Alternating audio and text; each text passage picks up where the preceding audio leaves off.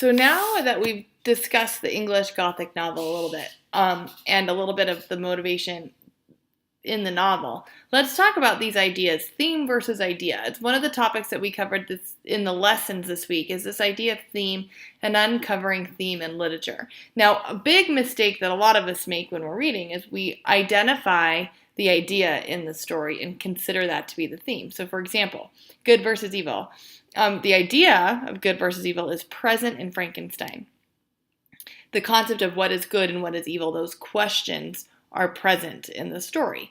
But that's not the theme, because we have to break down those ideas and generate the ideas, the theme that the idea is based off of. So, for example, we could have a theme that says good lives within all people, and given the right, I spelled right wrong, given the right circumstance, will always prevail over evil. Now that's a question that's debatable, right? That's an idea that's debatable, that we could all come up with evidence for to support or to deny, which is why we read, right? So if that theme is present in the literature that we're reading, then we would identify various elements in the text, whether it's character-driven action, where we see a character do something either good or evil, or see a character evolve from evil to good, etc. That would be evidence one way or the other to back up our theme.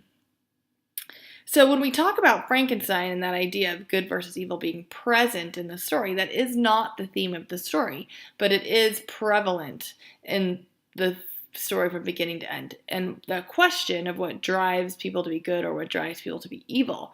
And so the theme, as we read the text, I want you to really think about how you can apply those ideas to generating your own theme for the story. Now, one of the things that also comes up throughout the reading is this concept of a value system. Now, we all have value systems, and they are all generated by our own experiences, our own environments, how we're raised, who raised us, the time period in which we're raised, etc. So a value system at its base is a set of ideals that guides our behavior. Do you think it's okay to steal? Do you think it's okay to,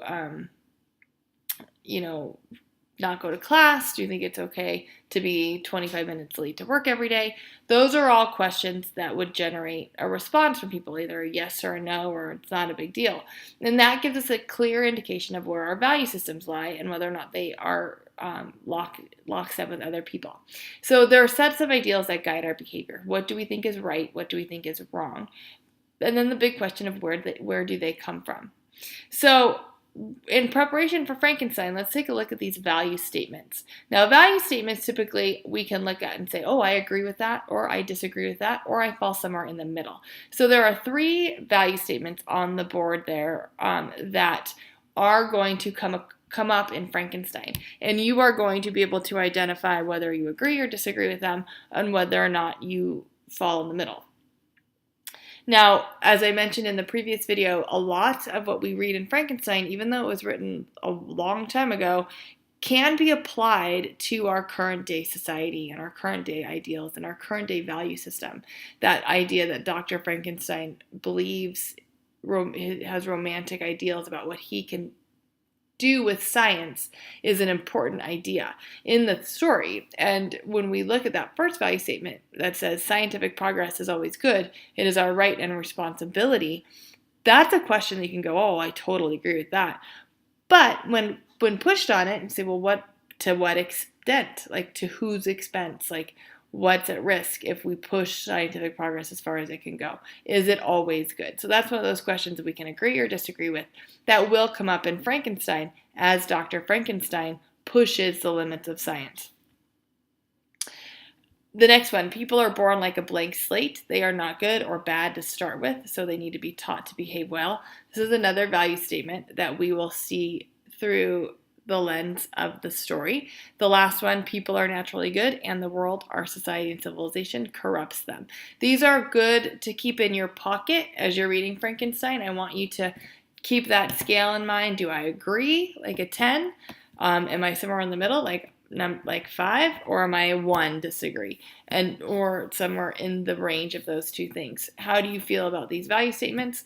And I would like you to think about, you don't need to tell me, but keep in your head where you fall on that Richter scale of 10 agree, 1 disagree, so that when you're reading the story, you have that gauge. So you can determine if the ideas and the themes presented by Mary Shelley in her story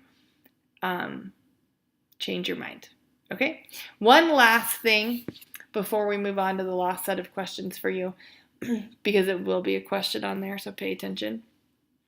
In our pop culture, Frankenstein, the idea of Frankenstein, is very popular at Halloween, especially.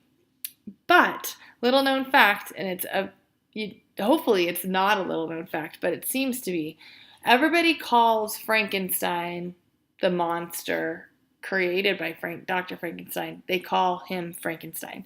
Our view of him is that he's green, he's got bolts in his neck, he's got scars on his stitches all over his body, he's large, bumbling, etc.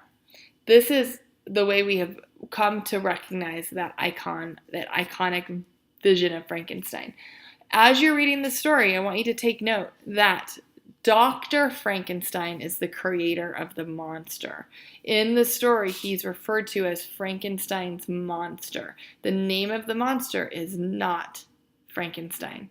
So even though as our society has evolved and developed this concept of Frankenstein as the monster, just note in the story that the name of the monster is not Frankenstein. All right, as you read this week and fill out your literature responses to Frankenstein, let me know if you have any questions, if you need any help, if you don't understand the story, or if you are confused. That's what I'm here for. Don't hesitate to reach out. All right, make it a good week. Go out, make a difference in somebody's life. Give them a smile. Be kind, and I will see you next week.